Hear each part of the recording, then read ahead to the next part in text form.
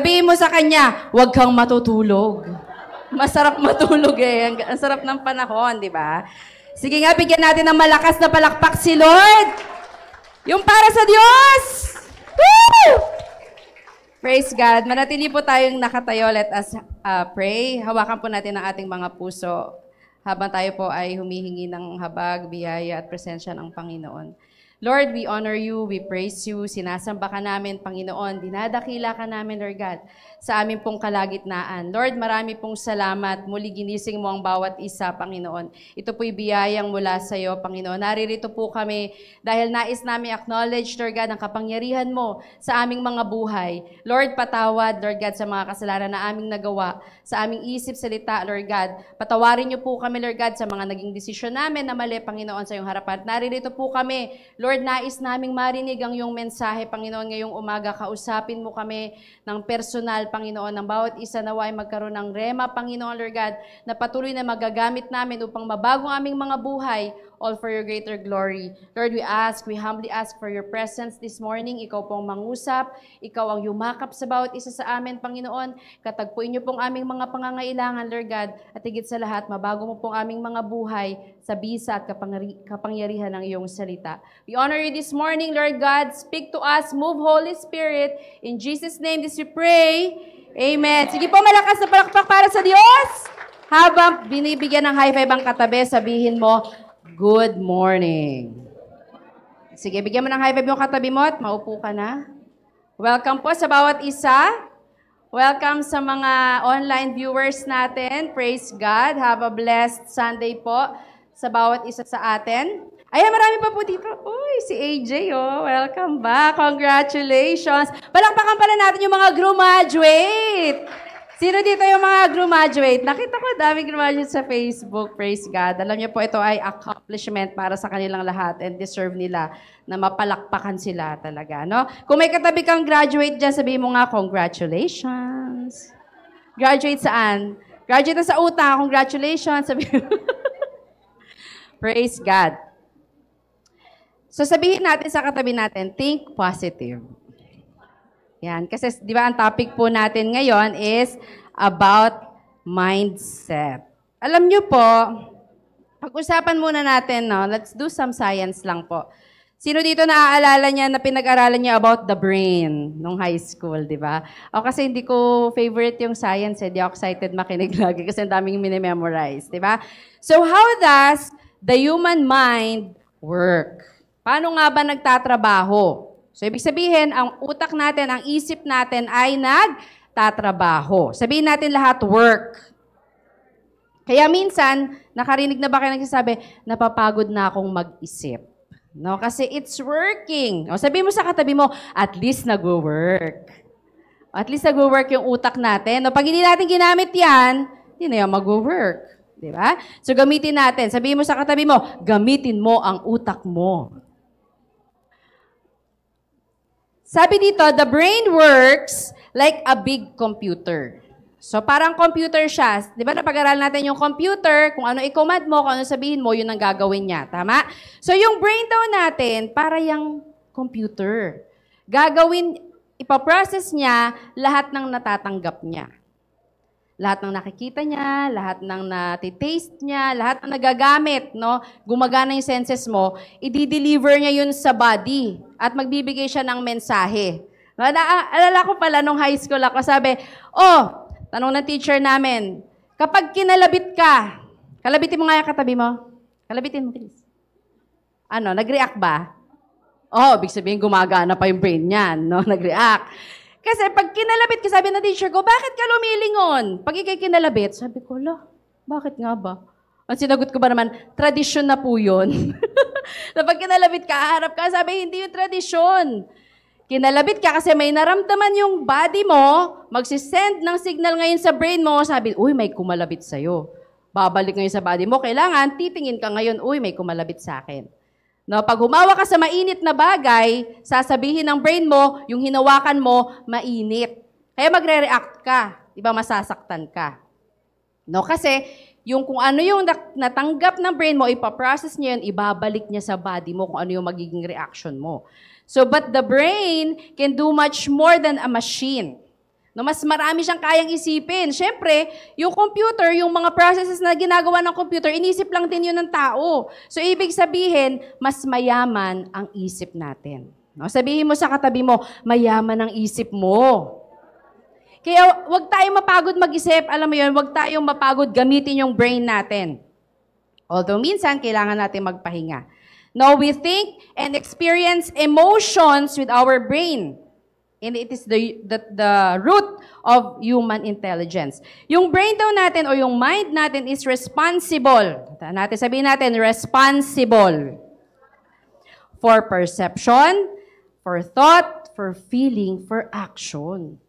So kung ano palang i-feed natin sa utak natin or sa isip natin or sa mind natin, yung magiging responsible kung ano yung magiging response natin. No? Yun yung magiging responsible, bababa sa isip mo, ay sa puso mo, sa actions mo, sa kamay mo, at sa iyong mga decisions. Now, yun yung paano nagtatrabaho yung brain. Okay? So ngayon, pag-usapan natin yung mindset. The mindset daw is a set of beliefs. Sabihin natin, beliefs.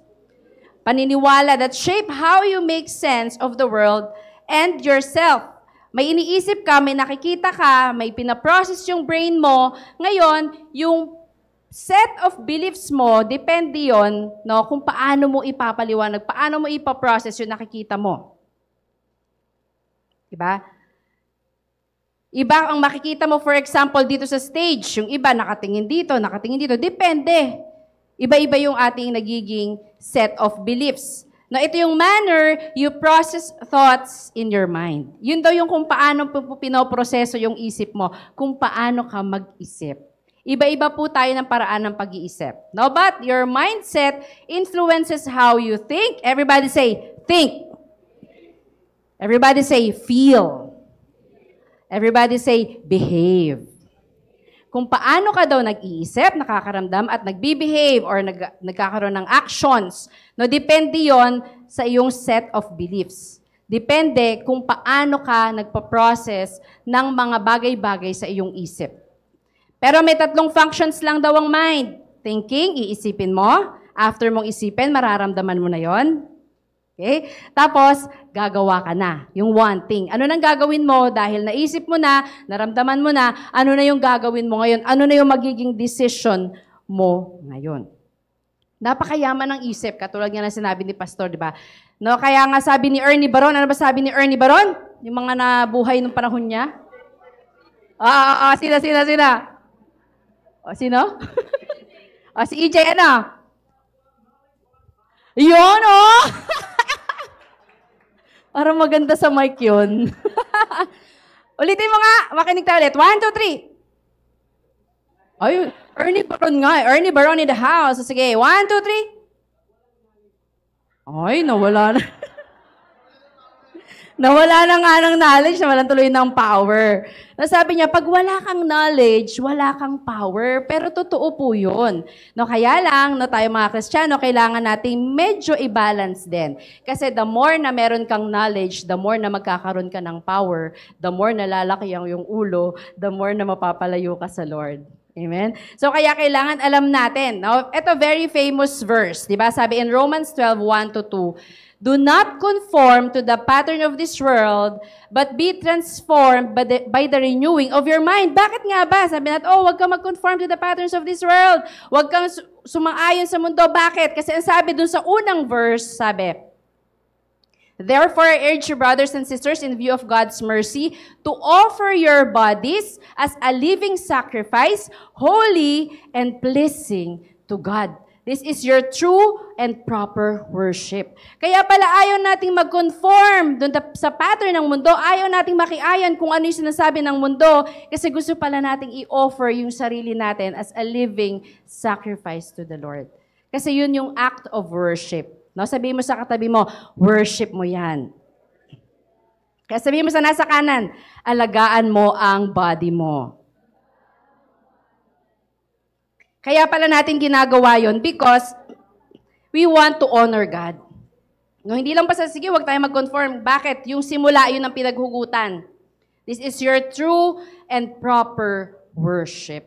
Yun yung tunay na pagsunod sa Diyos. No? Then, you will be able, bakit daw kapag hindi na daw nag-transform na yung mind natin, you will be able to test and approve what God's will is. Malalaman mo yung kalooban ng ating Panginoon. His good, pleasing, and perfect will. Alam mo, lagi yung sinasabi ko sa prayer ko, itong verse na to. Sabihin nga natin, good, pleasing, perfect. Lord, sana mangyari yung good, pleasing, and perfect will mo sa buhay ko. No, from now on, sama niyo sa panalangin yun, Lord, I want your good, pleasing, and perfect will for me. No, kasi tayo, while we are in the world, ang daming options, hindi natin alam talaga kung ano yung good, kung ano yung pleasing, kung ano yung perfect. No, pero kapag nababasa natin ang Bible, alam natin. Sabi doon, do not conform to the pattern of this world. May papakita ko sa inyong picture. Ano nakikita niyo? Pattern, puzzle, di ba? Maganda bang tingnan? Yan, di ba? Lahat. Wala bang medyo hindi kasama dyan dapat? Di ba? So, lahat. Di ba? Pagka dito, kita mo yung pattern. Black, white, blue, pink, ganyan. Di ba? Ngayon, fit yung puzzle. Tingnan naman natin. Ano nakikita natin? Fit ba? Sa puzzle na yun, no? Mali. Di ba? Ito. Ay, ano ba to? Sorry. Wala tong pointer. Tapos, yung isa, hindi rin fit. No, sabi doon, do not conform to the pattern of this world. Yung mundo kasi, para siyang malaking puzzle. Imagine natin, ha? Na-picture out, Lord? O nga, no, this world is a very big puzzle. Binubuo ng kung ano-anong mga bagay. Pero pag nandun siya sa mundo, fit siya. Dapat siya doon.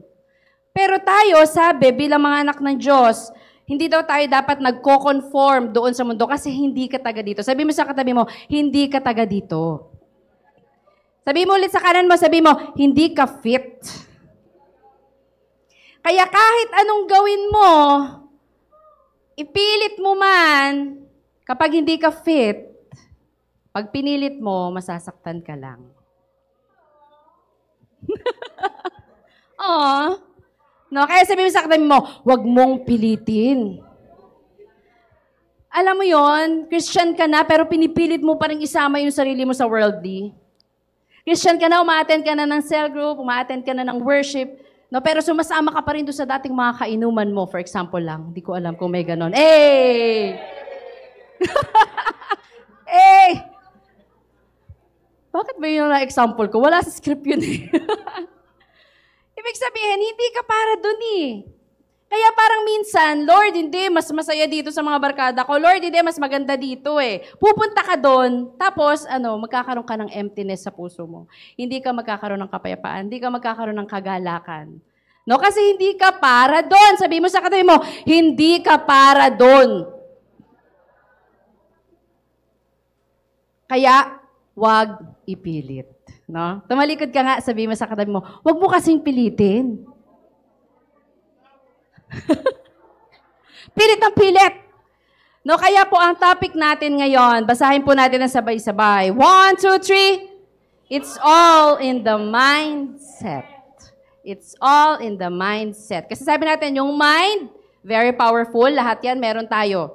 May mind tayo, may brain tayo. Pero, dun sa pagpaprocess mo, dun sa set of mind na meron ka, mindset, dun tayo mag-aaral, dun tayo magdedwell ngayong umaga. So, pakinggan po muna natin si Paul, no? Para sa kanyang letter to the Philippians in chapter 3, verses 7 to 21. Pakilakas, be.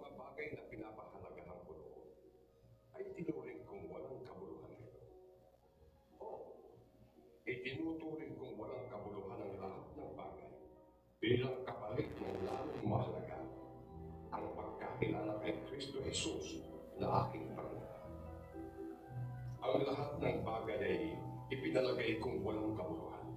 Makamtan ko lamang si Kristo at lubos ang nakasama niya. Ang aking pagiging matuwid ay hindi sa pamamagitan ng pagsunod sa katusan, kundi sa pananalig kay Kristo. Ang pagiging matuwid ko ngayon buhat sa Diyos sa pamamagitan ng pananampalataya. Ang tanging hangarin ko ngayon ay lubusang makilala si Kristo. Maranasan ang kapangyarihan ng kanyang muling pagkabuhay. Makibahagi sa kanyang mga hila at maging tulad niya sa kanyang kamatayan upang ako man ay muling mabuhay mula sa mga patay. Hindi sa nakangtang unahan ang mga bagay nito. Hindi rin sa ako'y ganda. Ngunit, sinisikap kong makamtan ng gantimpala. Yamang ito ang dahilan kung bakit ako'y tinawag ni Kristo Jesus. Mga kapatid, hindi ko ipinapalagay na nakamit ko nito. Ngunit, isang bagay ang ginagawa. Nililimot ko ang nakaraan at sinisikap na marating ang layunin nais ko marating. Nagpapatuloy nga ako tungo sa hanggan upang makamtan ang gantimpala ng pagkatawag sa akin ng Diyos sa pamamagitan ni Kristo Jesus. Ang buhay na hahantong sa akin. Ganyan ang dapat na maging kaisipan natin, mga matatag na sa pananampalataya. Kung hindi ganito ang inyong paniniwala, ipapakinawayan sa inyo ng Diyos. Ang mahalaga lamang ay ipagpatuloy natin ang ating natutunan. Praise God. O narinig nyo na po live si Paul. Buksan na po natin yung ilaw at gisingin na po yung natutulog. Ayan. Naintindihan niyo po ba yung letter ni Paul to the Philippians? Alam niyo po nakakahamon. Nakakahamon yung mindset na meron itong disciple na to ng Panginoon. No? At dito tayo mag-uusap-usap patungkol dito sa Philippians chapter 3 verse 7 to 21. Paano yung mindset ng isang true disciple ni Jesus, no? Because it's all in the mindset. Totoo po 'yon. No? Sabi mo nga sa katabi mo, it's all in the mind. Bakit ka nahihiya? Bakit ka hindi makatayo? Bakit hindi mo magawa yung mga bagay na to? Kasi it's all in the mind. Kasi sinasabi ng utak mo, hindi ko kayang gawin. Kaya hindi mo nga magagawa.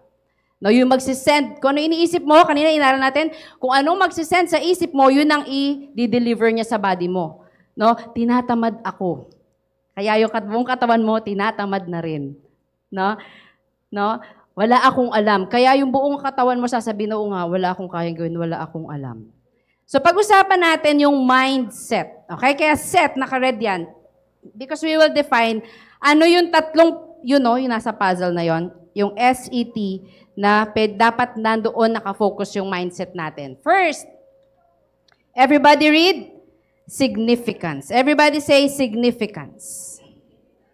Ito yung fixed mindset. So, punta tayo doon sa, kumbaga naka-fixed. Pag sinabing naka-fixed, ano yon?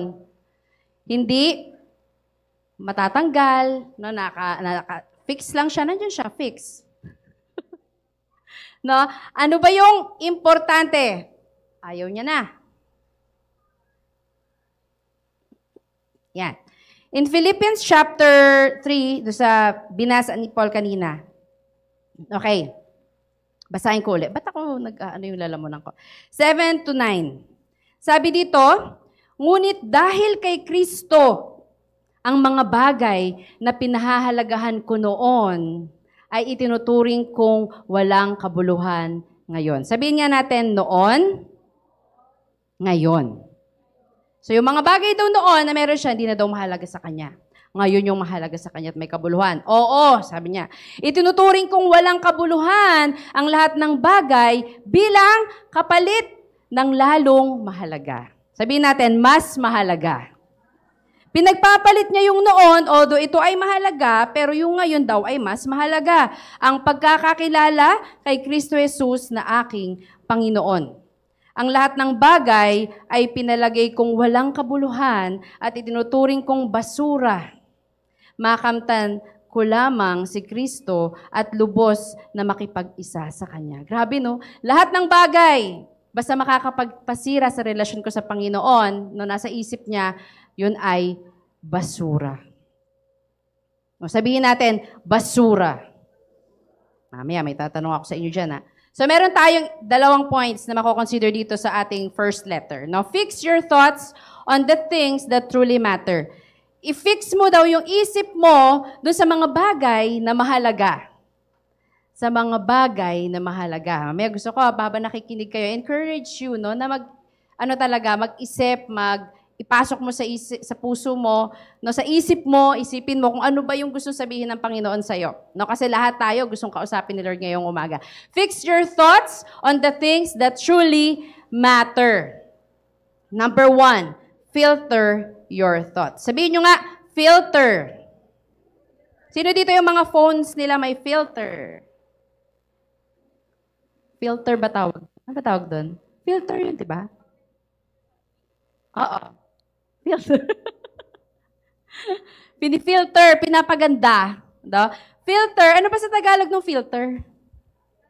Ayan, sinasala mo. Sinasala mo yung nasa sa isip mo. Kasi nga sabi natin, lahat ng nakikita mo, lahat ng naririnig mo, lahat ng mararamdaman mo, lahat ng mararanasan mo, papasok yan sa isip mo. And you have to filter your thoughts. Kasi hindi lahat ng pumapasok sa isip mo, maganda at mabuti para sa'yo. Kaya dapat aware ka, no, kung ano yung hinahayaan mo na pumasok sa isip mo.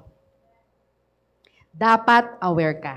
Kalabitin mo yung katabi mo, sabi mo, dapat aware ka.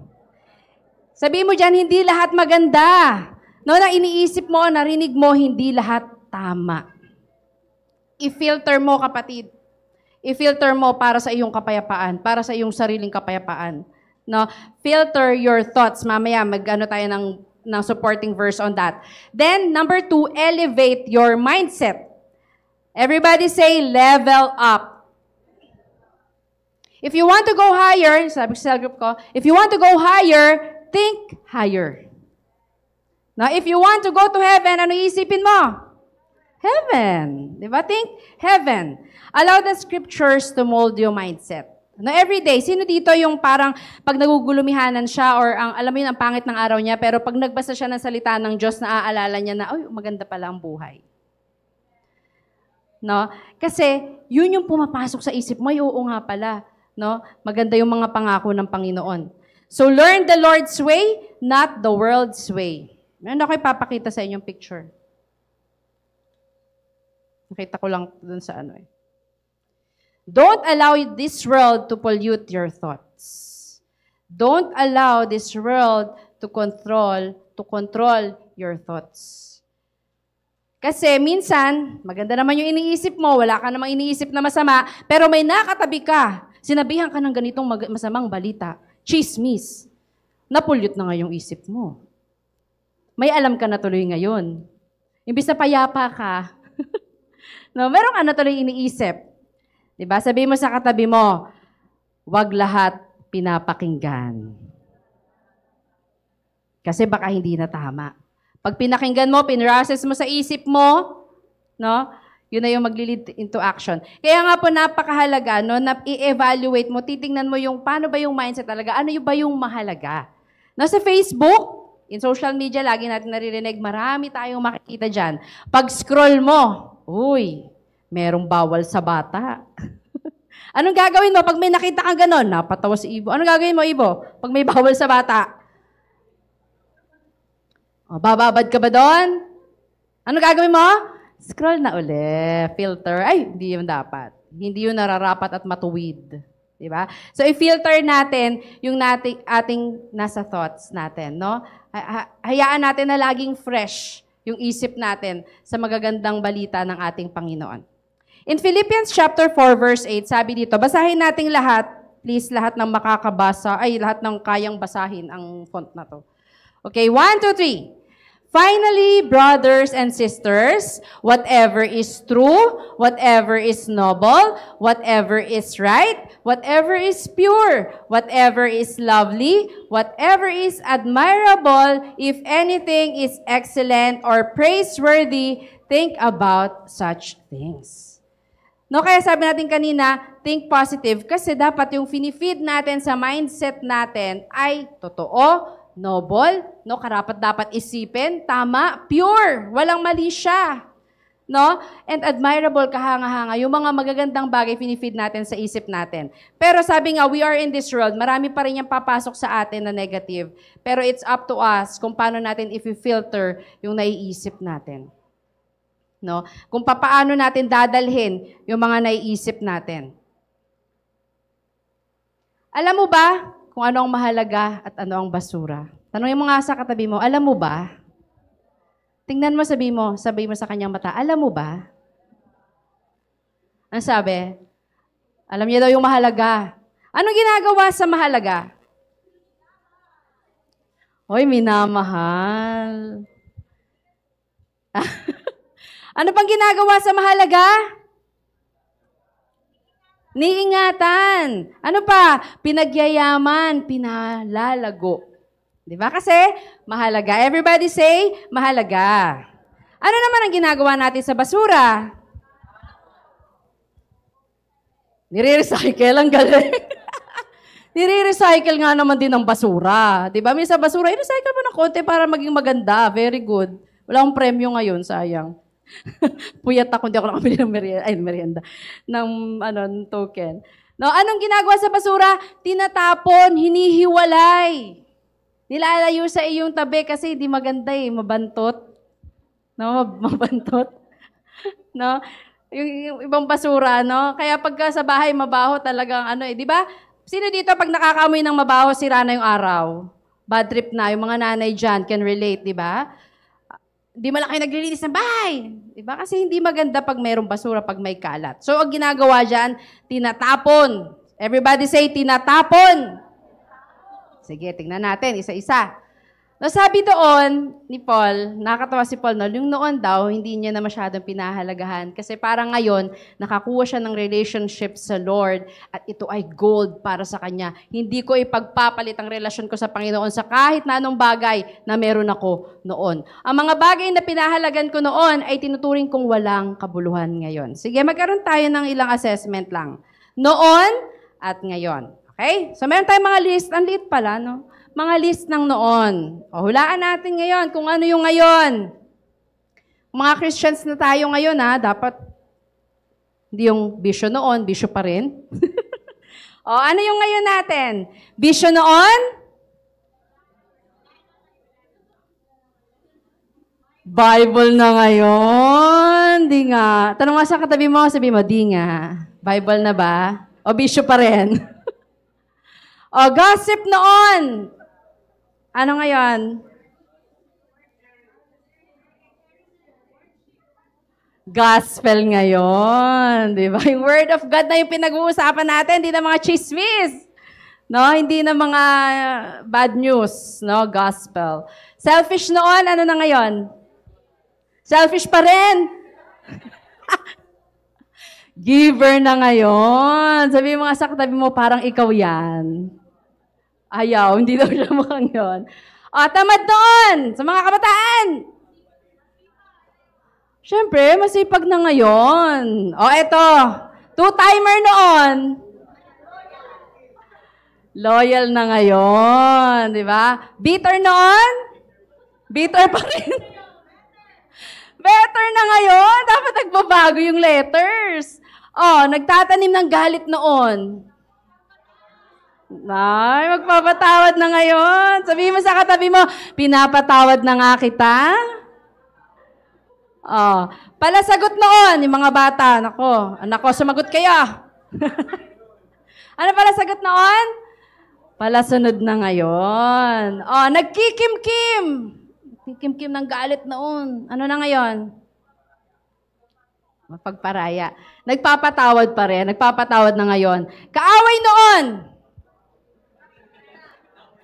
Patay na ngayon. Ano, pinatay na? Kaaway noon, that's na ngayon. Hindi, kaaway noon, kaibigan na ngayon. Kaya may mga kaaway dyan, makipagbati na. Wala naman tayong kaaway, di ba? Wala. Matakaw! Ay, sorry naman. Matakaw noon. Hoy, kasi ang katakawan daw, sabi ng Bible, kasalanan din. High blood na ngayon. May maintenance na ngayon. Di ba? Yung mga matakaw noon, may discipline na ngayon. Di ba? May disiplina na. Alam nyo po, sabi yung discipline talaga, it's all in the mind. No, kaya kahit kumakain sila ng napakasarap na lechon, pero ikaw naman ay maintenance, sabi ng doktor mo, huwag kang magtitake noon, anong gagawin mo? Tikim lang ng konti.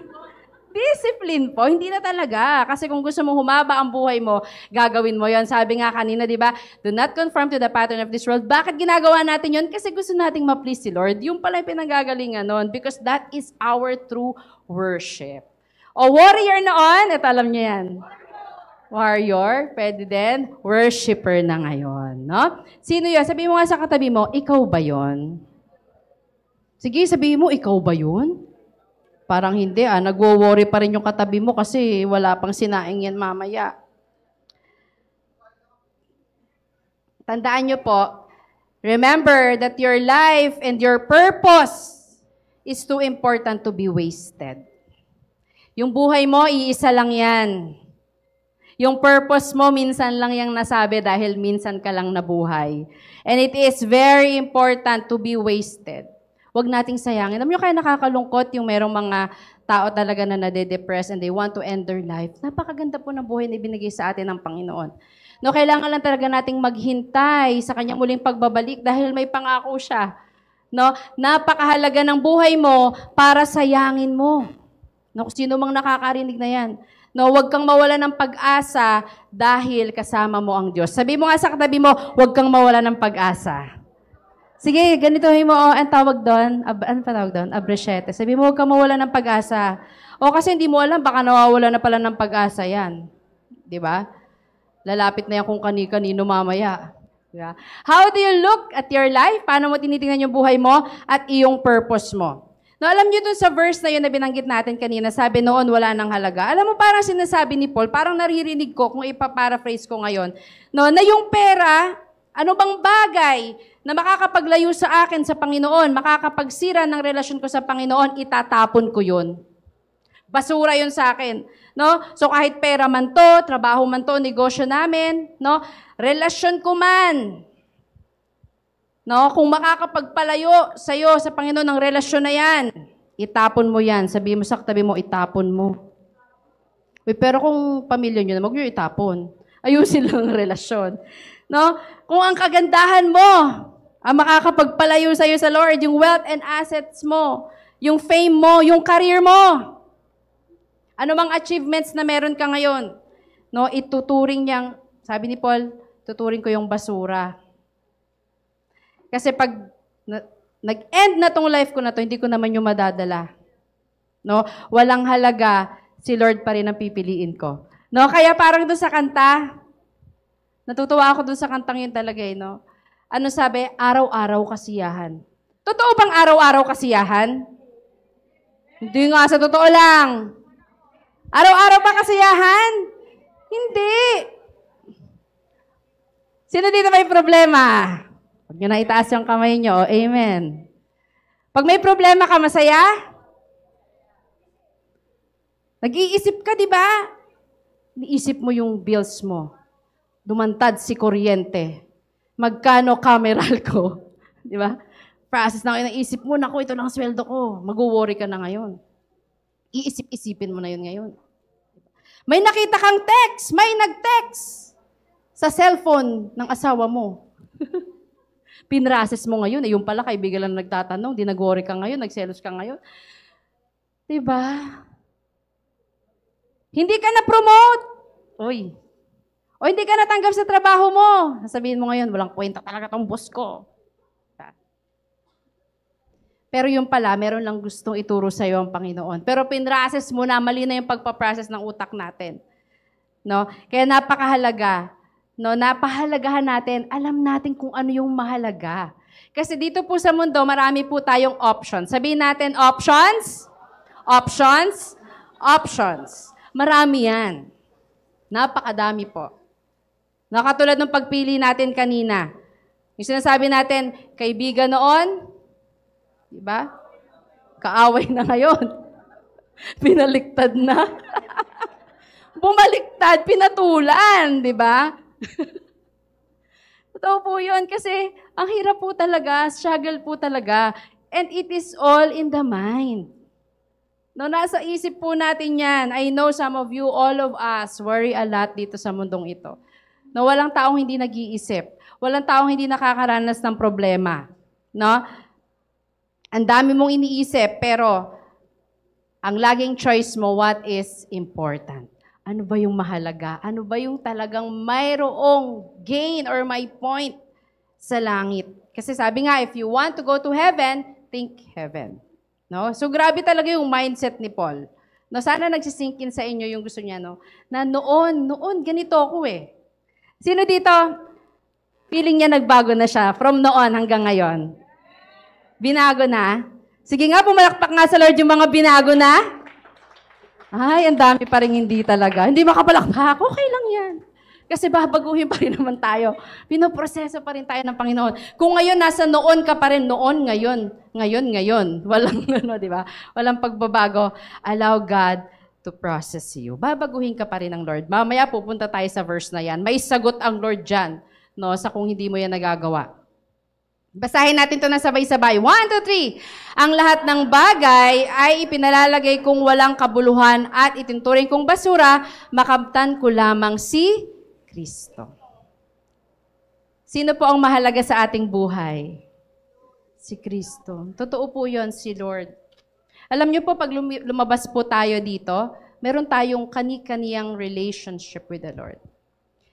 Tayo dito, sama-sama, masayang nag-aaral ng salita ng Diyos. Pero alam niyo po, yung struggle, when you are alone, nandun na yung pagpaprocess ng mindset mo. Kaya nga merong mga hindi kinakaya, nag-give up di ba? Nakakalungkot yung pag may nababalitaan tayo na winawakasan yung buhay nila. No, because hindi nila natanggap, hindi dumating sa kanila yung mensahe from their mind na ang pinakamahalaga ay si Kristo. Pag meron kang Kristo sa buhay mo, lahat ay pwede mong i-give up. No? Kung ikaw man ang pinaka-successful sa mundong ito, pinakamayaman, pinakamataas ang posisyon, but if you do not have Christ in your heart, hindi ka pa rin magkakaroon ng peace, satisfaction sa buhay mo.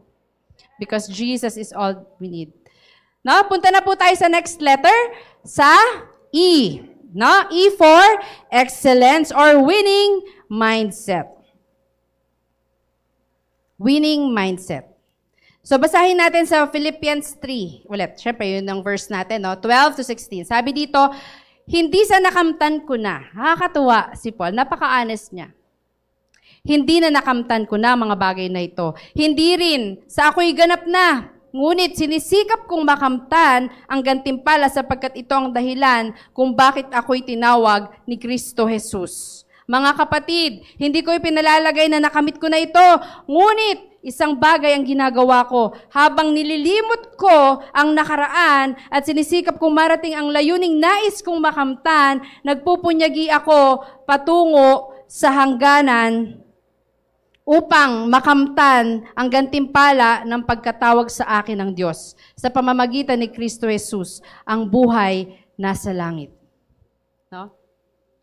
Ganyan nga dapat ang maging kaisipan nating mga matatag sa pananampalataya. Sino dito matatag na sa pananampalataya? Sino dito alam niya hindi pa siya matatag? Kailangan niya ang Panginoon.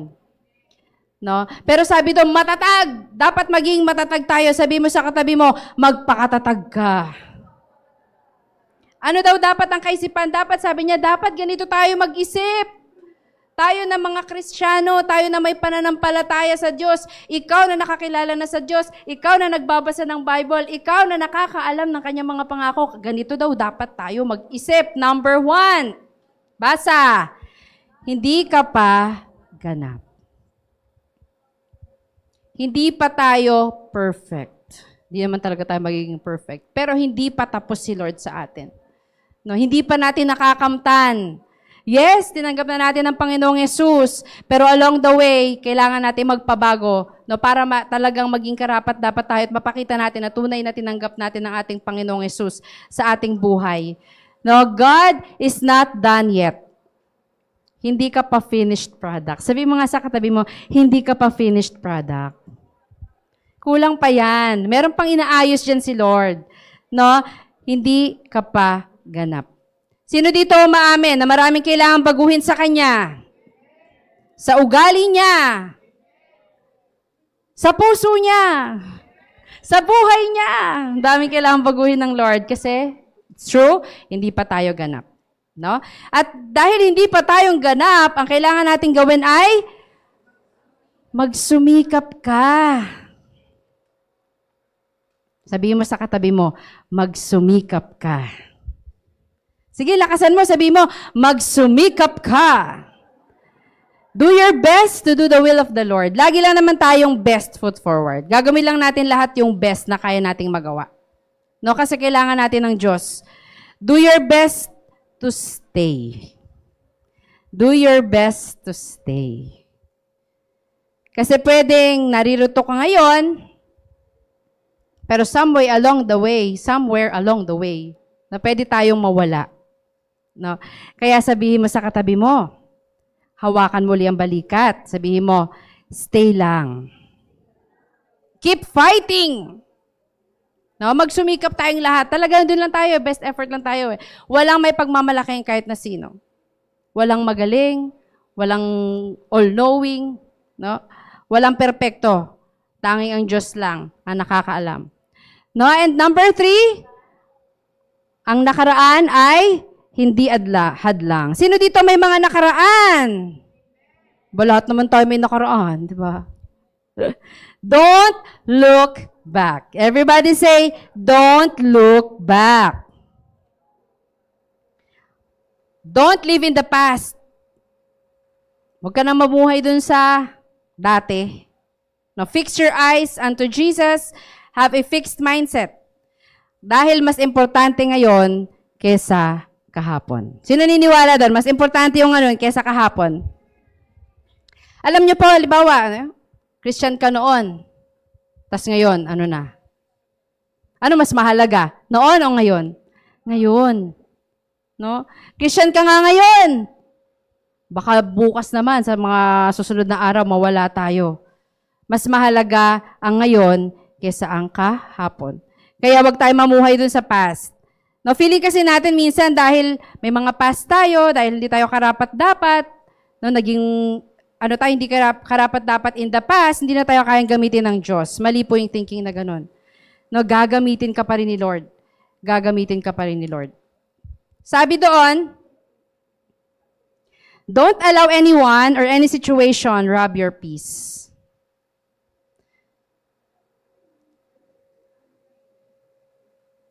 Parang iba yung nasa akin. Wait lang po, ha?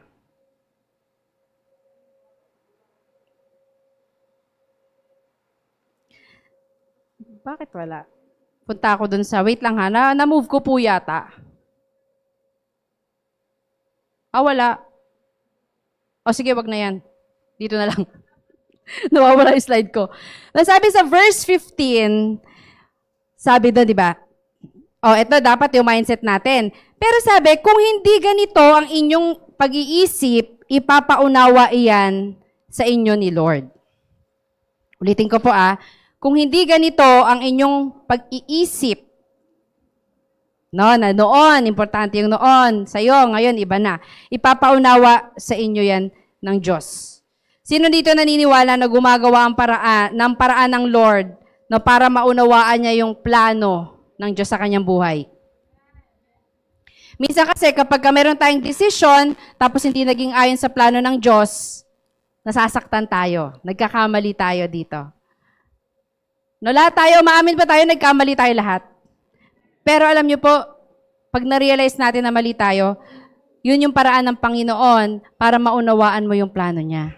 Kasi sabi doon, kung hindi niyo alam yan, gagawa siya ng paraan. Baka napapalayo ka na. Sabi doon, ito ang mahalaga, pero ang pinipili natin yung basura. No? At gagawa ng paraan ng Panginoon para ma-realize natin na, anak, alam mo, basura yung pinipili mo. No, kailangan alam mo yung mahalaga. No? Para maalala mo yung mga pangako niya, gagawa siya ng paraan. No? Para matanim sa isip mo ang purpose at calling mo. No? Sabihin mo nga ulit sa katabi mo, iganon mo yung tawag doon? Fist bump. Sabihin mo, may calling ka. May calling ka. Sige, mas malakas, may calling ka. Kasi minsan nalilimutan po natin. Paalala lang po natin sa katabi natin. Totoo po yan. Kapag naroon ka na sa problema, Kapag ka nandoon ka na sa mga pagsubok sa buhay, minsan malilimutan mo, nga pala, tinawag ako ng Panginoon. No? God will make a way. Say amen. God will make a way. No, gagawa siya ng paraan para i-redirect ka, ibalik ka doon sa plano niya. He will send people, He will make situations to remind you who you really are. Kasi ikaw ay anak ng Diyos. No, napakabuti ng Diyos, no? Kahit na tayo ay nagkakasala, lumalayo tayo sa plano niya, gumagawa pa rin siya ng paraan. No, kasi kaya lang nasasaktan nga lang tayo. No, kasi ibabalik niya tayo doon sa kanyang mga plano. Dapat yung mindset natin, ganun, pipiliin ko talaga what is significant and what is important. Kaya napakahalaga ng pag-filter ng ating thoughts. Ito na ba yung aking slide? No? Excellence. Dapat meron kang winning attitude. Dapat yung mindset mo, winner. Sabihin mo sa katabi mo, you are not a loser. Kasi minsan, feeling natin, loser po tayo eh. No? Huwag nating alalahanin yon. Choose to rest on God's peace every day. And strategy natin, pray more and worry no more. Kaya ba natin yon? Pray more and worry no more. Mahirap, pero yun ang dapat mindset eh. Sabi ni Paul, ganun dapat tayo mag-isip ng mga anak ng Diyos. No, don't allow anyone, any situation na nakawin ang iyong kapayapaan. No? Kapag meron tayong hindi magagandang situations, uncontrollable situations, nandun tayo sa sitwasyon na, alam mo yun, parang wala ka nang magawa. Minsan hindi ka makatulog, di ba? Hindi mo alam ang gagawin mo. Huwag mong hayaan na yun yung umalis ng kapayapaan mo. Yung tao na yun ang umalis ng kapayapaan mo. No, ipagkatiwala mo sa Diyos. No, sino dito naka-encounter na ng mga unchangeable people? Yung mga ayaw magbago, alam mo yun, same siya. Affected ka naman. Diba? Kaya dapat ipagkatiwala natin sa Panginoon. Unexplained problems, yung mga problema natin na hindi natin ma-explain kung saan nagmula. Diba? Bakit? No, bakit nangyari? No, instead na tanongin natin kung bakit nangyari, ano kaya tinuturo ni Lord sa akin? No, kasi yung mga yan, these are trash and don't allow them to control your mind. Sabi nga, meron tayong battle sa isip natin. Kaya, dapat meron kang winning mindset. No, there's a battle going on with your mindset. Pero dapat, winner ka. Lahat po tayo tumingin dito sa picture. Yan. Sinabi ko po kanina, your life and your purpose is too important to be wasted. Now, we have to change our mindset today. Sabihin natin, today. Ngayon na naririnig mo, you have to change your mindset today. Kasi sabi, today yung mahalaga. Ngayon yung mahalaga. Sabi dito tingnan nyo, sabi nila, it runs in the blood. Diba? Worthless, useless. Pero, if you have that mindset na it ends with me, kung ano man yung nangyari sa akin in the past, sa mga magulang ko, sa mga kapatid ko, sa kamag-anak ko, sa buhay ko, hindi ko hahayaan na yung anak ko magdanas nito. It will end in me. No? Kung hindi ako nakaramdam ng pagmamahal noon, it will end in me. Magpaparamdam pa rin ako ng pagmamahal ngayon. Kung hindi ako pinatawad noon, magpapatawad ako ngayon because it will end with me. No, yung mindset mo na winner ka, alam mo yun, anak ka na ng Diyos eh. Kayo nakakarinig ng salita ng Diyos eh. Pero meron tayong mga kapamilya, for example, sitwasyon sa buhay na ganyan. Na feeling natin, dahil hindi successful yung past natin at yung mga magulang natin, for example, hindi na rin tayo magiging successful. Dapat iba yung mindset natin. No, dahil laging merong battle sa ating isip. No, laging merong battle sa ating isip. Bakit? Sige nga, meron akong tanong uli sa inyo. Sino dito naniniwala na laging may battle everyday sa isip niya? Namimili ka ako ng gagawin mo. Sige nga, tanungin ko kayo. Sagot kayo ha. Lapit na tayo. Okay, may tanong ako. Pipiliin niyo to. Yung totoo lang sa inyong sarili ha. Mag-pray o matulog? Yay, very good. Mag-devotion or mag-Shopee? Shopee. Shopee muna daw, tapos devotion. Time lang yan, Ate Jen. Time management lang yan. Magalit o magtimpi? Magalit na lang. Sandali. Hindi, joke lang. Titimpi. Magbigay or hindi? Magbigay. Pag may problema ka, mag-iinom or matutulog na lang? Ay, magdadasal. 2 bottles lang to. Tulog ka na lang, manalangin ka. Di ba? May battle eh. Kasi meron kang iniisip, hindi ko lang gagawin ko. Kanina umaga, magsisimba o maglalaba? Wow! Bahala na walang may damit bukas. Huwag na maglaba. Relasyon ng pamilya o pera? Ay, pera. At least honest. Bahala na sila sa relasyon. Di ba? Minsan totoo po yun eh. Battle between relationship ng family mo versus pera. Pinipili natin pera. Pero hindi po yun ang sinasabi ng mundo eh. Remember, the world has a different goal, different target. Ang pinakamaganda po dito at amazing ay kabaliktaran. Kung ano yung nasa mundo, kabaliktaran na sinasabi po ng Diyos. Kaya mahirap. Kasi dito ka sa mundo, ito yung nafe-feel mo na dapat mong gawin, pero hindi mo magawa dahil nagkakaroon ka ng battle sa isip mo. Sabi ng Diyos sa Bible, mahalin mo yung kaaway. Kaaway mo nga. Diba? So, ganun siya baliktad talaga mag-isip ang Panginoon. Kaya dapat, sabi ni Paul, ganun daw tayo mag-isip bilang mga anak ng Diyos. Let God's will win. Sabi mo, ipanalo mo si Lord. Pag nagbabattle na ganun, lagi mong pipiliin, mahalaga or basura. Sana naglema sa atin to, mahalaga or basura. I-check nyo na kung ano yung may mga basura sa inyo na pwede mong itapon. Kung yun ang makakasira sa relationship mo sa Lord. Sabi nga, ang kapayapaan nagmumula sa Panginoon para sa mga nagtatrust sa Kanya, nagtitiwala sa Kanya. No? So last letter na po tayo, ang T for, everybody read, temporal, time-based mindset. May oras. Sabi nga kanina, di ba, napakabilis. September na. Uy, malapit na. Ay, birthday mo, happy birthday! Pag pumapasok ang burr, sino masaya pagka pumapasok na yung burr? Oo, alam niyo po ako, nagkakabit talaga agad ako ng Christmas light. Ay, actually, hindi ko na pala tinanggal. Nandun lang siya. Bubuksan ko na lang siya. Diba? Kasi gusto ko mas mahaba yung ma-feel ko yung yung Christmas. No, ganun kabilis yung panahon. Kaya dapat ganun din tayo mag-isip na ang buhay ko may hangganan, na ang buhay ko ay temporary, may oras. No, hindi ko pwedeng ma-enjoy lahat-lahat hanggat sa gusto ko kasi hawak ng Diyos ang aking buhay. No? Sabihin mo sa katabi mo, hawak ni Lord ang buhay mo. No, hindi ikaw. Kaya hindi ka pwede magdesisyon kasi ang Diyos ang nakakaalam. Basahin po natin.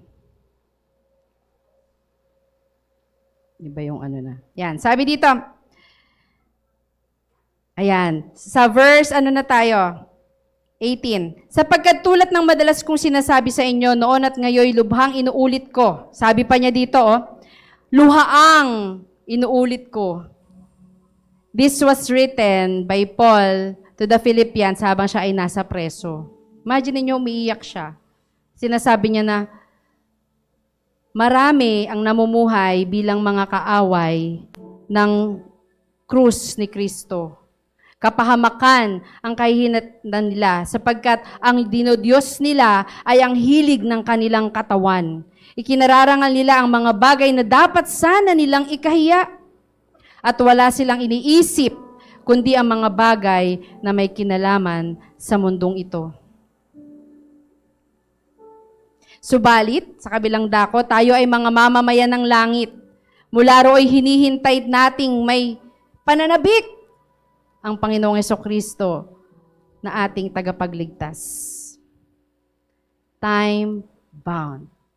Time-based ang buhay po natin. Nung recent, meron akong pinuntahan na wake. Sabi niya, may plano pa naman kaming pumunta sa ganito. Magsiswimming pa naman sana kami.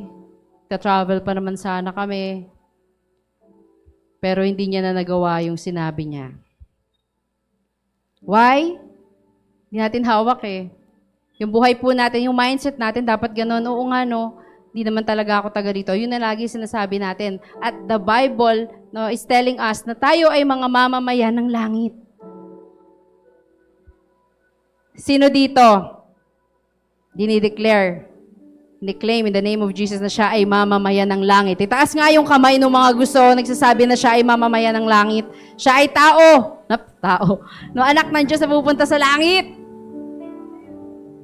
It's in your mindset. Kaya dapat yun ang isipin natin para yun yung mga gawin natin. Number 1, ang ating buhay ay paghihintay sa pagbabalik ng ating Panginoong Yesus. Naghihintay tayo. Kaya alala niyo po, ang katotohanan, hindi po madaling maghintay. Nakakainip po, no, gusto natin, nandun na. Gusto natin mawakasan na ang buhay natin. When I was reading yung book of Job, grabe yung naging pagsubok ni Job. Alam nyo na, alam ko, most of us alam nila yung story ni Job na wala lahat sa kanya. Kaya sabi niya, Lord, nausal ng kanyang bibig na sana hindi lang ako nabuhay. No, sana kunin na lang ng Lord ang buhay ko. Mawakasan na yung buhay ko. Sa hindi ng hirap na kanyang dinaranas. No, pero after that, no, nanatili ang kanyang pananampalataya sa Panginoon, ibinalik ng Diyos yung lahat ng nawala sa kanya. Dahil may pangako ang Diyos. And time is of essence. Mahalaga po yung oras na binigay sa atin ng Panginoon. Kaya nga yung verse ng Psalms, diba, sinasabi, Lord, turuan mo kami to number our days. Para hindi kami sobrang, alam mo yon, happy na namumuhay sa mundong ito, na hindi namin nakikita yung significance. No, kahit lahat tayo amin na ganun eh. Very busy tayo sa lahat ng bagay. Sino dito busy sa trabaho? Busy sa negosyo? Busy sa pag-aaral? Wala pa pala. Saan pa? Saan pa kayo nabibusy? Ha? Ano? Bebe time. Busy sa bebe time. Mga word ngayon eh, no? Marami tayong pinagkakabisihan. Totoo po yan. Kahit ako, sasabihin ng nanay ko, pag darating ako sa bahay, sasabihin ni Rain, Mami, working from home ka na naman. Galing na ako sa trabaho. Hindi niya alam, nagtatapos lang ako nagagawin. Alam mo yon, yung parang lahat na lang ng ginagawa natin towards money, towards achievement, towards advancement. Pero isipin natin yung mga bagay na mahalaga. Na-realize ko, nga Lord, no?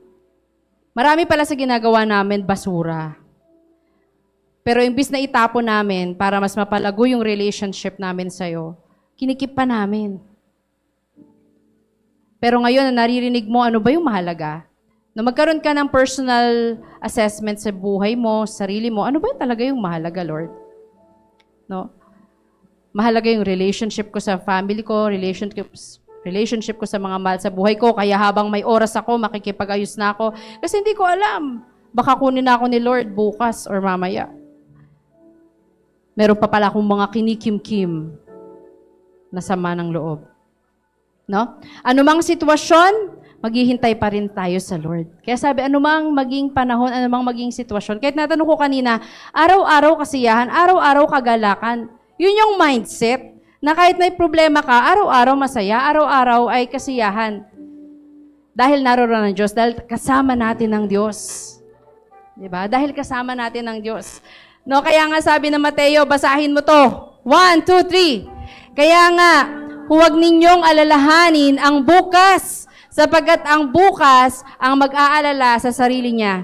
Sapat na ang inyong mga suliranin sa bawat araw.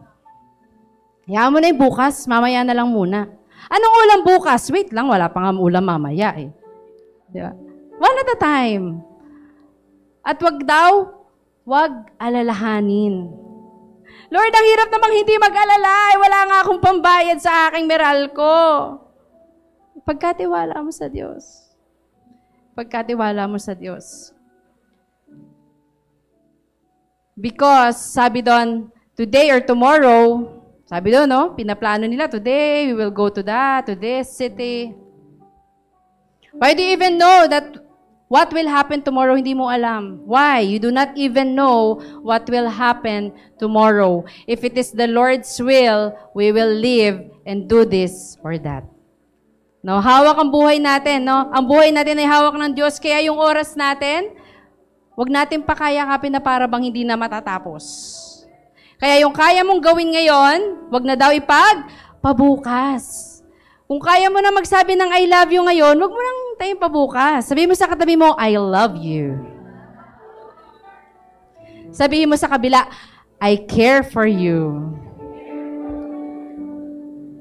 Sabihin mo sa nasa likod mo, hello there.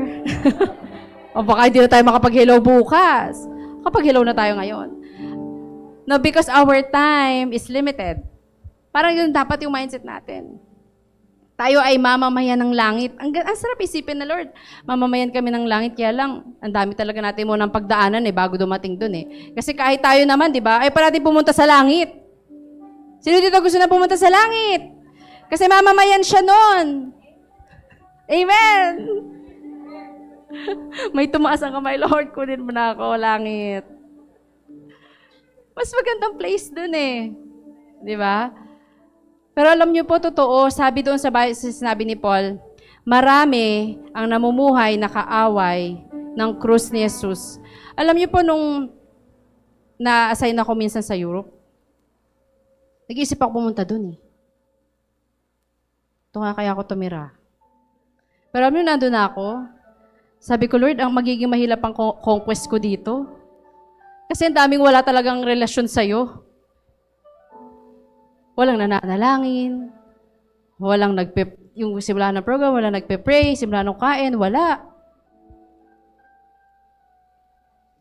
Ang dami po talaga. No, kaya mapalad ka, ikaw na anak ng Diyos na nakakarinig ng salita na to, ikaw na nakakilala sa Panginoon, because you have found gold. Nalaman mo kung ano yung mahalaga.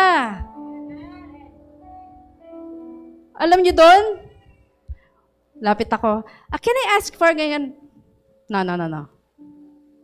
Ikaw man lamang papansinin. Magtatanong pa lang ako. Parang, Lord, gusto ko dito. Kaya lang paano ako magkukompos dito? Diba? The challenge for every Christian, it's really up there. Ang dami po talagang kailangan nating iwin sa Lord. No, kaya yung mindset natin na, Lord, may oras May oras. Hindi ko alam kung kailan magta-times up. Yung mga family ko, hindi ko pa nadadala sa church. Lord, may kaaway pa rin ako. Lord, di pa rin ako nagpapatawad. Paano na bukas? Diba? Kung ano yung kaya mong gawin ngayon, gawin mo na ngayon. Sabi mo sa katabi mo, gawin mo na, kapatid. Huwag ka na magdalawang isip. No, because in Mark 13:32-33, sabi doon, be on your guard, be alert. You do not know when the time will come. Maganda nga sana kung habang nandito tayo, darating si Lord.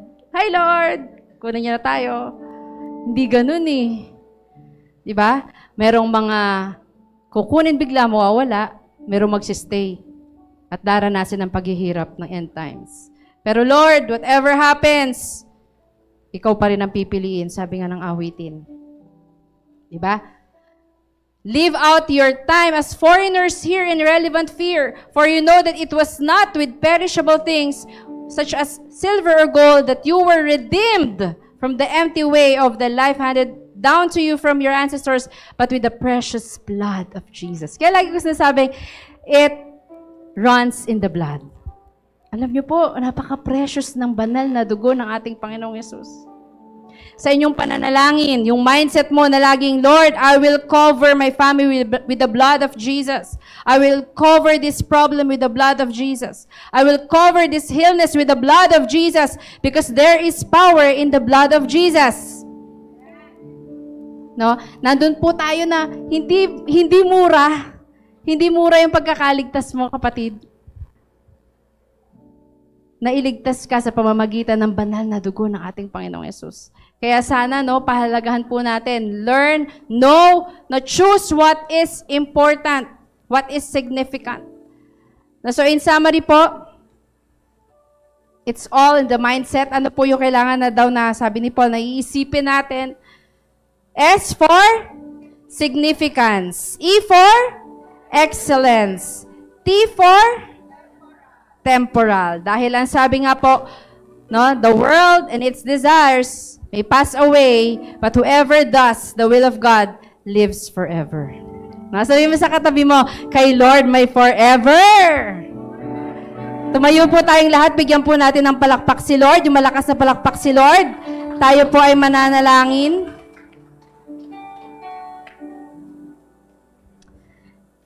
Yes, God, we worship you. We honor you, Panginoon. Marami pong salamat, Lord God, sa iyong mensahe ngayong umaga. Lord, we acknowledge your holy presence this morning. You are our God, you are our King. Ikaw ang aming tagapagligtas. Ikaw ang hari ng mga hari. We exalt you, we worship you, we magnify your name in this place, Lord God.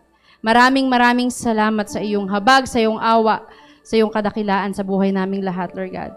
Hindi man kami karapat-dapat, salamat, Lord God, sa kapatawaran na iyong aming natanggap, Lord God, at sa dugo, Panginoon, na nabuhos para sa aming kaligtasan, Lord God. Salamat, Lord Jesus, for everything that you have done.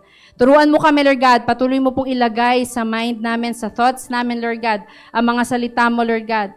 Kung ano ba talaga yung mahalaga at ano ba yung basura.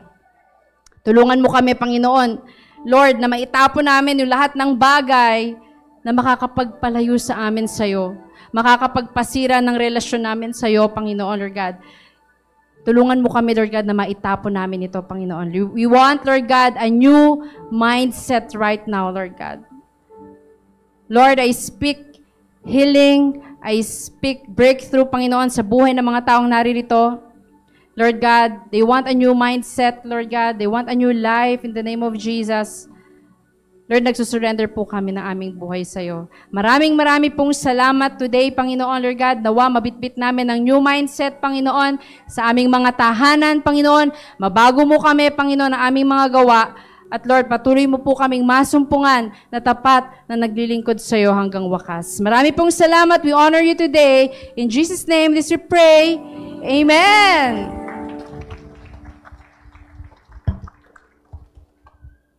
Sige, makakaupo ho tayo. Ano nga yung S? Ano sa Tagalog?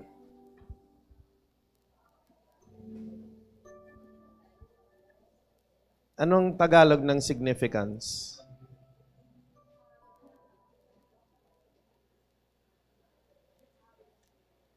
Anong Tagalog ng significance?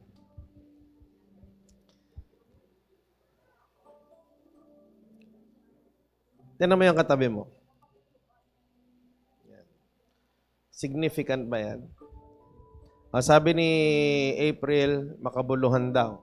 Makabuluhan. Significant. Makabuluhan. May halaga. Significant. Maraming mga bagay sa buhay natin, may iba't ibang significance.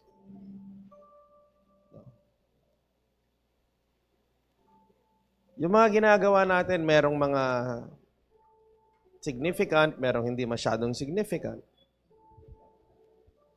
Merong ibang bagay, masyado ang significance sa isang tao, pero sa ibang tao, walang significance yun, walang halaga yun, walang saysay yun. Tama po ba? Tanangin mo yung katabi mo, anong mahalaga sa'yo? Medyo malamig ba kanina umaga? Medyo malamig-lamig. Sinong hindi naligo bago pumunta rito? Tingnan mo yung katabi mo, mukha ano. Minsan mukhang nagpulbo lang.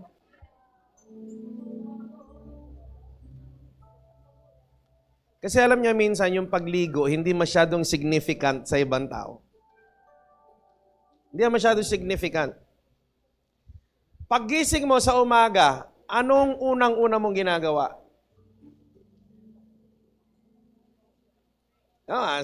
It's born again eh. Oh. Devotion daw, devotion. Devotion agad. No? Sino yung paggising nagpe-pray? Pagising mo, magdadasal ka agad. Sino rito, yung bago ka mag-pray sa umaga, magtututbrush ka muna? O nagpe-pray ka agad? Ako po, magpe-pray ako agad. Magpe-pray ako agad. Pero ang tatay ko, bago mag-pray, hindi magpe-pray yun pag nagising. Magtututbrush yun. Maghihilamos yun. Magsasabon yun. Magsusuklay yun. Mag-aayos yun. Pag maayos na siya, tsaka siya magpe-pray. Para sa kanya, may significance. Yung itsura niya, yung ayos niya, yung presentasyon niya, bago siya lumapit sa Diyos. May significance yun sa kanya. At yun ay pagpapahalaga niya sa Diyos. Sinasabi niya, nakakahiya naman, magpe-pray ako kay Lord, bad breath ako. Minsan, kapag ka magiging ano ka masyado, halimbawa, doctrinal issue, theological issue, pag doon mo siya tinignan sa angulo na yon, biblical ba yan? Hindi ba yan biblical? Yung ba talaga? Walang ano yan eh. Ang sagot ng iba, God is a spirit. No? Walang bearing sa kanya yung hininga mo. Pwede. Pero doon sa mismong mismong may katawan, para sa kanya, may significance. Ayokong bad breath ako mag-usap kay Lord. Significance. Alam niyo po, tunay na buhay ang Diyos. Kaninang umaga, every morning kasi, bago mag-start yung service, nagkakaroon muna ng soaking, praying, pagpe-pray dito, and sharing of the Word of God. And kaninang umaga, what I shared is Acts chapter 20, verse 24. Anak, pakilabas nga dyan. Acts 20:24. Sinabi ron, however, I consider my life worth nothing to me. Ano daw? Yung walang halaga sa kanya? Yung kanyang buhay. Parang walang masyadong significance. Itong buhay ko na to, this personal life of mine, sabi nga rito, but I count my life of no value to myself so that I may finish the course and the ministry I receive from the Lord Jesus. Sabi sa NIV, my only aim is to finish the race and to complete the task. Yun yung mas may significance. Yun yung merong mas value. Mas may halaga. Kanina umaga, meron akong tinanong sa mga tao. Tinanong ko, pagod ka na ba? Saan ka napapagod? Sinong mga napapagod? Sino nakaramdam na ng pagod? Sino parang yung pagkakasabi ng pagod, talagang pagod na eh, no? May hugot eh. Amen. Pagod na, pagod na. Kanina umaga, tinanong ko nung nasabi ko, saan ka napapagod? Sabi ni si Pax, no? The birthday boy. No? Nabara na bago, kulay pula. Birthday eh. No? Sabi ko, saan ka napapagod? Sabi, napapagod na ako magbuhat ng tubig. Kasi may business yan na water station. Buhat. Kakapagod nga yan. Sabi ko, alam nyo, meron ako kilala, lumawit na yung pusod, kakabuhat ng... Bigat kasi yan eh. Magkano ba isang tubig? 25. Ngayon, sa 25, alisin mo doon yung kuryente, alisin mo yung pwesto, alisin mo yung delivery, alisin mo yung bayad sa tao. Baka ang kikitain mo na lang doon bandang huli, baka 5 piso. Bawat buhat, 5 piso. Kakapagod. Kasi bawat buhat, 5 piso.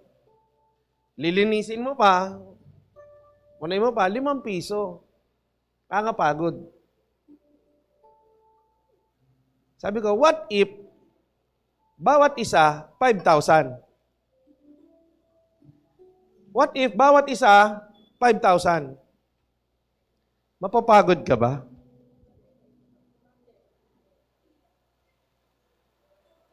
Diba? Nakukuha nyo?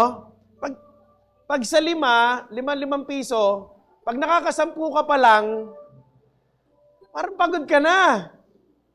Pero kung 5,000 isa yun, nababalik sa'yo, sasabihin mo yung 10, kulang pa. Kulang pa. What am I trying to say? Kanina umaga, kahapon kasi, yung kapatid ko si Ellie, nagpadala ng picture sa group chat naming pamilya. Picture nung tatay ko. Si Papa sa Libya, ang trabaho na lang naman nun, nasa office na lang talaga. Pero somehow, kahapon, pinicturean niya si Papa, nasa ilalim ng truck. Sa ilalim ng truck, tapos, nagga-gas welding. No? So, gas welding, may acetylene yun, no? Sa ilalim siya ng truck. Sabi ni Ellie, 68 years old na, pero kayang-kaya pa. Sabi ko, bakit niya yung ginagawa? Nakapagod yun eh, matanda na eh, hirapan na eh. No? Pero ba't niya yung ginagawa? Unang-una, malaki kasi sweldo noon.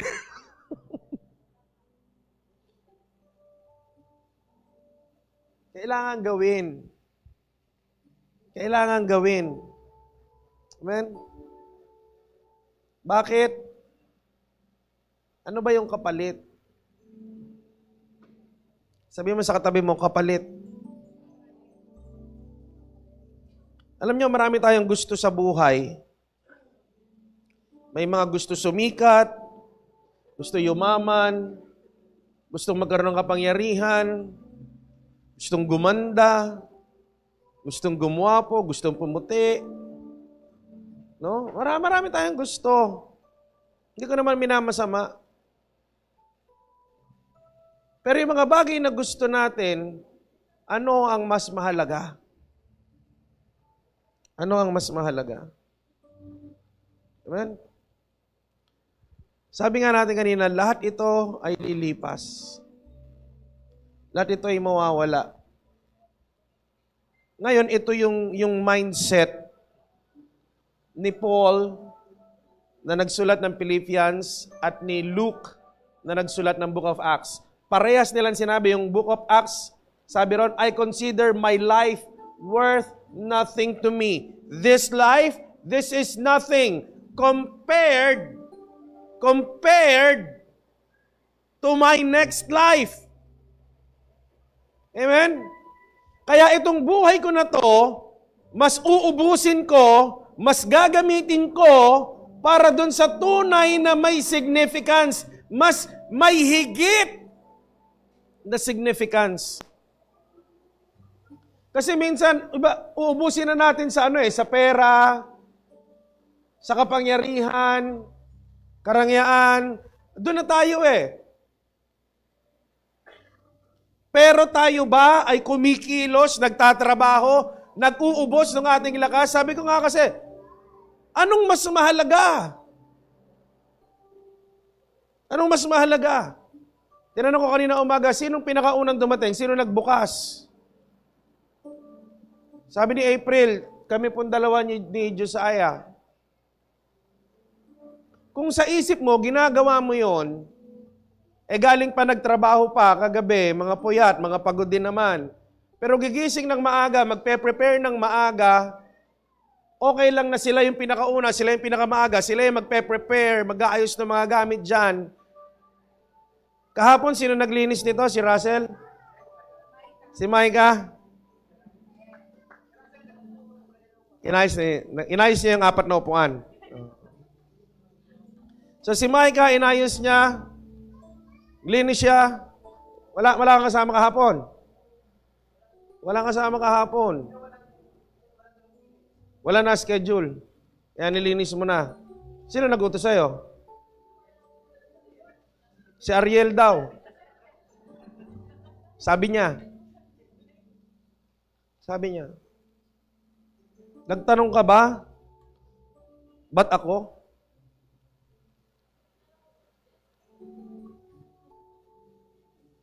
Hindi ka na nga inutusan.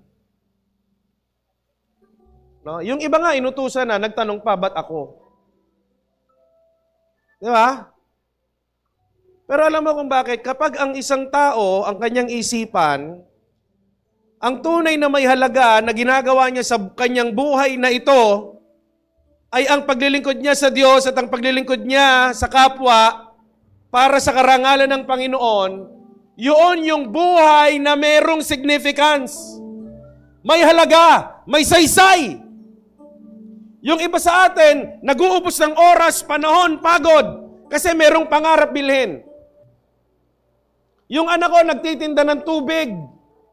Nagpapautos, nag-iipon ng pera kasi gusto niya makabili ng computer. Alam mo yun, wala namang masama doon. Pero kung inuubos mo ang lahat ng pagod mo, oras mo, pera mo, paghihirap mo, pag-iisip mo, to buy something, to have something, it is insignificant. Alam po natin lahat yan mawawala. Sabi nga sa huli, temporal. This life is temporary. Lahat ng papagpaguran mo para dito, mawawala. Tapos masyado mong hinabol. Masyado mong pinaglaanan ng oras. Masyado mong pinaglaanan ng pag-aalala. How about yung pinagagawa ng Diyos sa atin? To love God, to serve God, to win people, to serve people. Sabi ko nga kanina, saan nakakapagod? Dami, iba-iba, no? Napapagod na magtrabaho. Napapagod na doon sa kanyang karelasyon. Di ba? Ba't ba hindi patukunin ni Lord?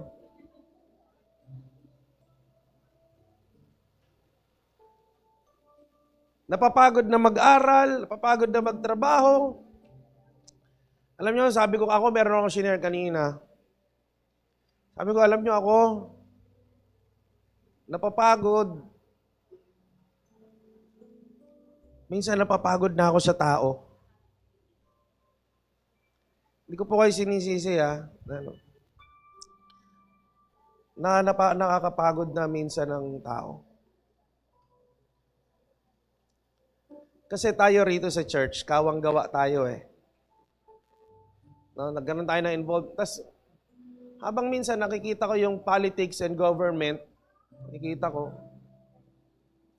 Tapos, kahapon, meron ako mga ka-meeting, nabanggit ko, na-realize ko, sabi ko, hindi ko na pala alam ang tunay na estado ng community. Kasi hindi na ako masyado sa community, very busy ako sa church. Ang dami kong community exposure, pero kadalasan organizational.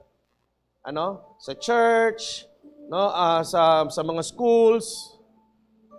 Pero yung sa community talaga sa mga tao, hindi ko na alam yung normal na buhay. Hindi ko na alam yung day-to-day. Akala ko yung marites, chismosa, na parang akala ko minsan, parang joke lang, na gano'n, meron man ko konti. Pero na-realize ko, na parang napaka matinding epidemya na pala ng pagiging chismoso ng maraming tao sa maraming komunidad. Normal na pala yan. Na yun na pala yung buhay. Na minsan, bakit merong mga tao na yung information handang palitan, baligtarin, maliin? For what? Sabi, bakit ganun? Bakit ganon? Sabi nga nung anak ko, tatay, di ba gawa tong daan? Bakit sinira? Bakit ganon?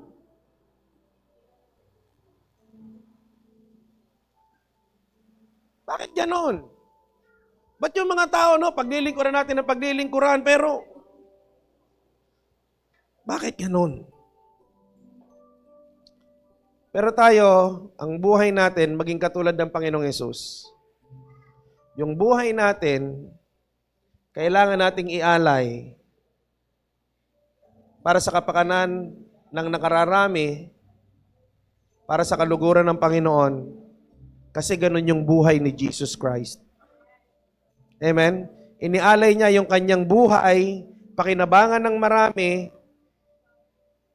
Hindi kailangan, kasi parang ang sarap maglingkod pag nabe-very good ka lagi. Pag okay, okay, may pumapansin sa'yo, may nagpapasalamat sa'yo, No? Nare-recognize ka. No, no, no. Just do it. Sabi mo sa katabi mo, just do it.